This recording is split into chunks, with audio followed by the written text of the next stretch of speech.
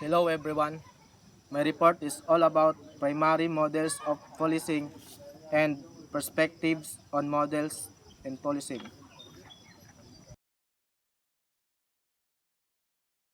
Primary models of policing, the police agencies in the world vary greatly from small informally organized agencies with few police officers to highly organized police agencies.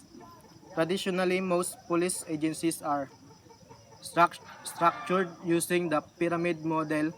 There are also variations in goals and objectives. In meeting this, the police executive must coordinate the effort of the primary function of the police service into the following. Number one, administrative service.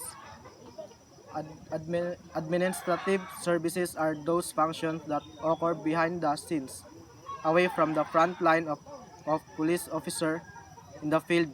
These services include clerical and technical support to manage the information needed and generated by those on field service.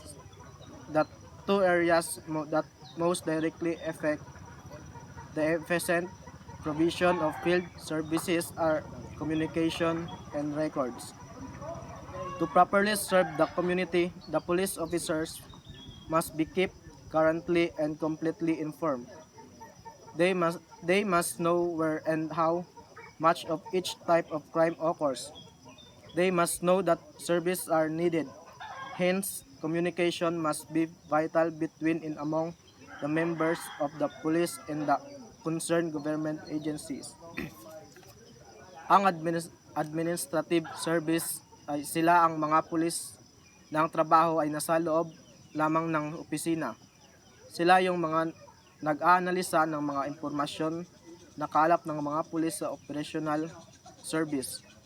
Pati ang mga teknikal na pangangailangan ng organisasyon ay sila ang nagbibigay dahil sa mahusay nilang pag-aanalisa ng mga impormasyon. Mas mabilis masasagawa ng nasa operational service ang kanilang trabaho.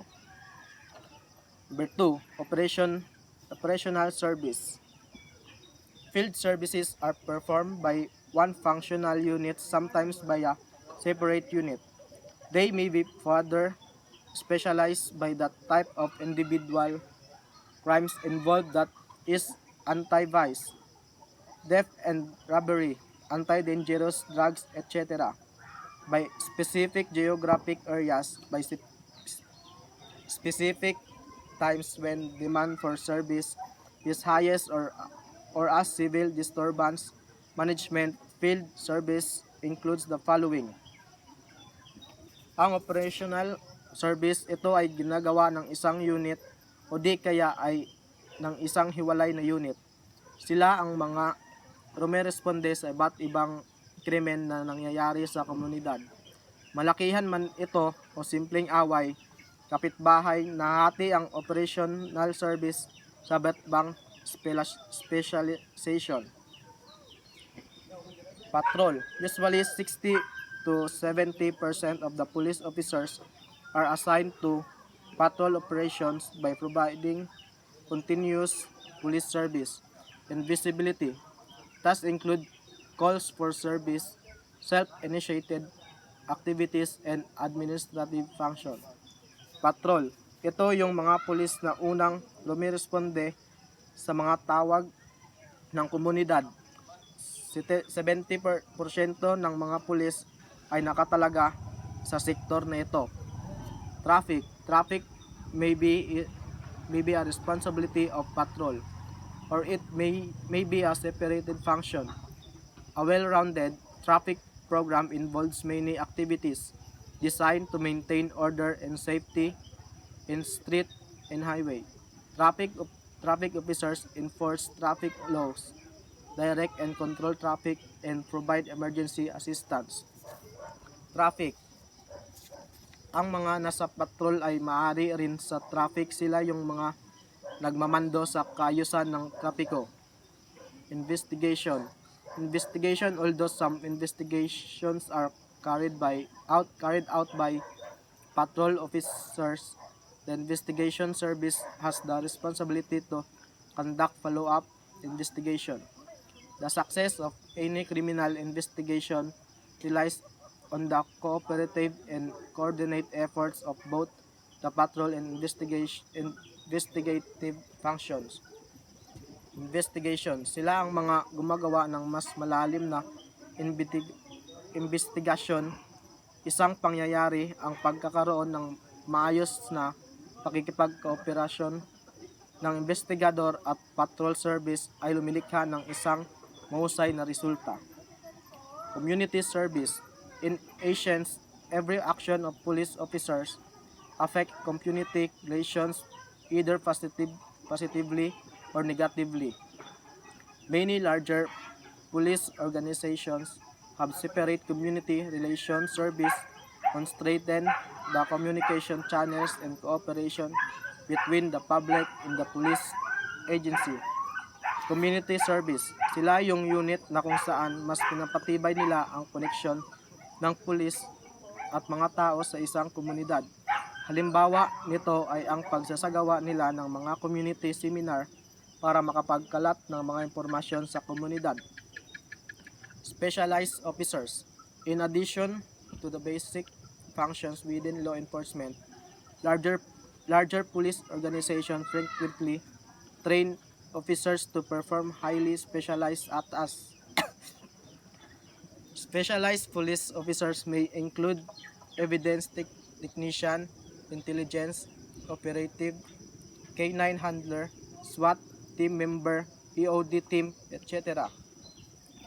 Ang specialized officers, ito yung mga pulis na sinanay para sa mas malaking responsibilidad na maaring paglagyan sa kanila.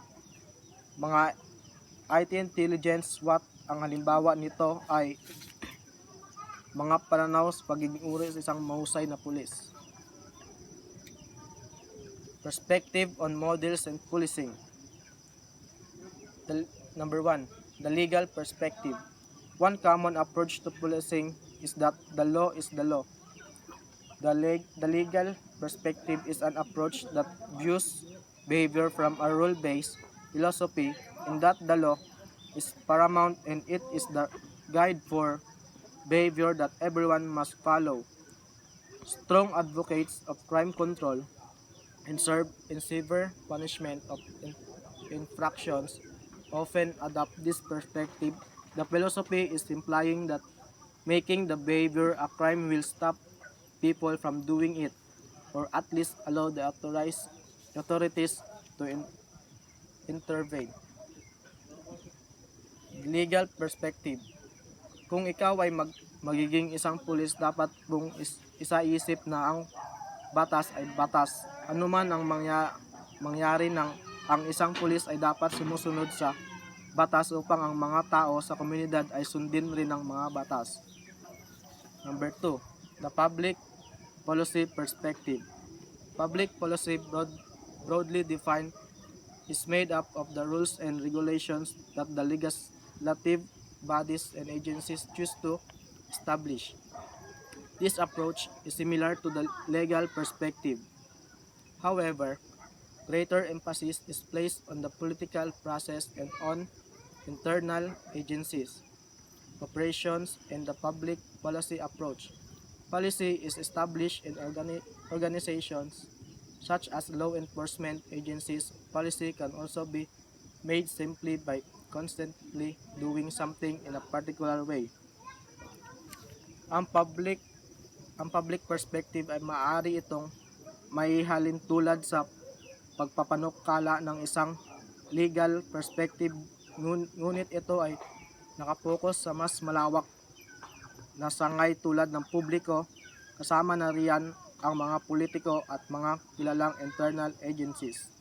Number 3, the system perspective. Law enforcement can also be viewed from the context of the system theory. This approach views the entire context of environment in which an issue exists by analyzing all the force of influences impacting on it. In other words, law enforcement for a particular agency is perceived by analyzing all the influence upon it from the environment in which it operates. System theory is more easily understood if one understands the concept of subsystem. Ang system perspective, ito ay nakapokus sa pag-aanalisa ng kabuuang sistema ng maaring makaapekto ng malaki sa nakarami at sa sistema ng batas. Ito ay pinatupad ayon sa pangailangan ng karamihan. Number 4, global perspective. The global perspective is an extension of the system approach. In addition to recognizing the immediate environmental influences, it gives significant recognition to world events and the international influence upon the agency. The instability of a government can cause problems for other countries. Many great societies and nations have risen and fallen during the last 3,000 years. Some lost their right as a result of war, and some as a result of internal conflict and unrest. Ang global perspective, ito ay pang malawakang impormasyon kung saan ang dito nagkakaroon ng koneksyon ang bawat agencies ng kapulisan. Ito ang nagbibigay ng kaayusan at pagkakaintindihan sa bawat agencies sa mundo. At iyan lang po at dito na po natapos ang aking report. Maraming salamat po.